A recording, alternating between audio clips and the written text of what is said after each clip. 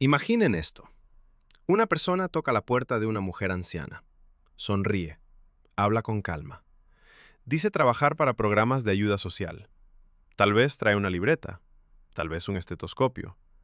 Tal vez aparenta ser alguien en quien cualquiera confiaría. La mujer abre la puerta.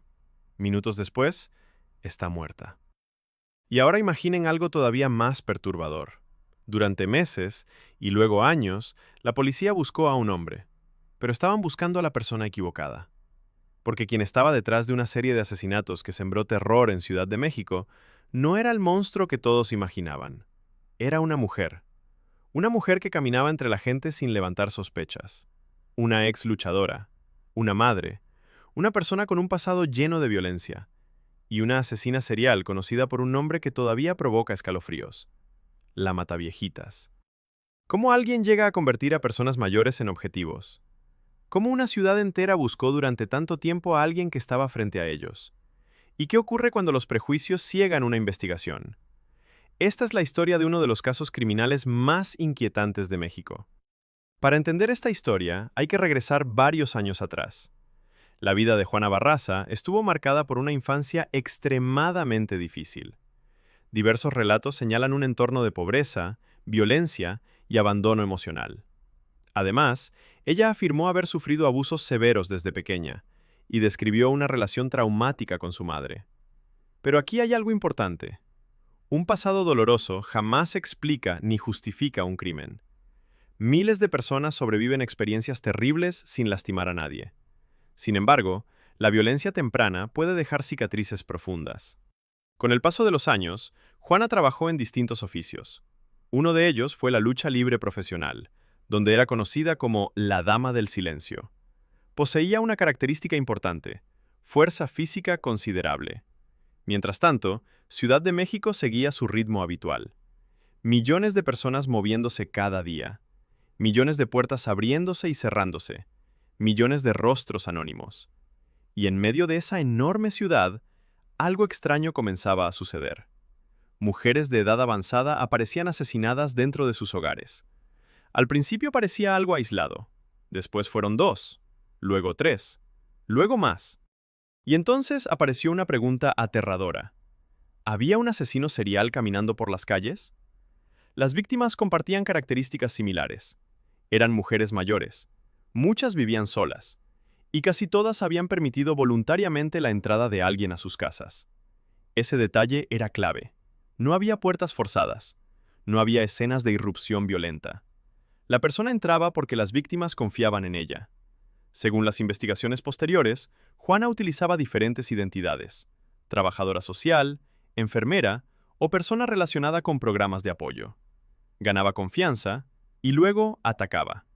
Las agresiones eran brutales. Muchas víctimas eran estranguladas. Algunas eran golpeadas. Y después de los asesinatos, también se registraban robos. Pero lo que más perturbaba a los investigadores era el patrón. No era un ataque impulsivo. No era una discusión que terminaba mal. Parecía una selección específica, como si las víctimas hubieran sido escogidas por una razón muy concreta. Y mientras los casos aumentaban, el miedo también crecía. Familias enteras comenzaron a advertir a sus padres y abuelos: no abras la puerta a desconocidos. No confíes en nadie. Imaginen el nivel de terror, porque el lugar donde una persona debería sentirse más segura es su hogar.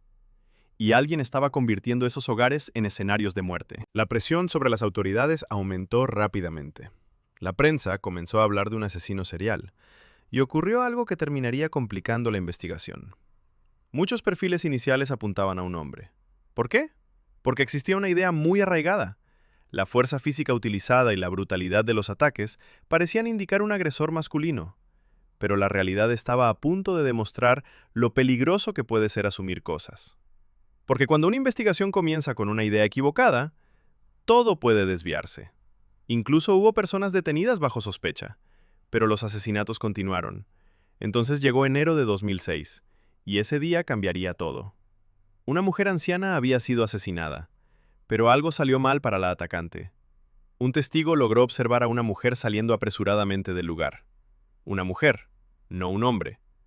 La policía actuó rápidamente, y cuando la detuvieron, el país quedó impactado.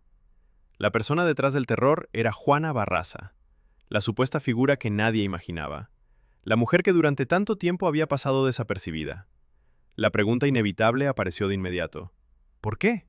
¿Por qué atacar específicamente a mujeres mayores?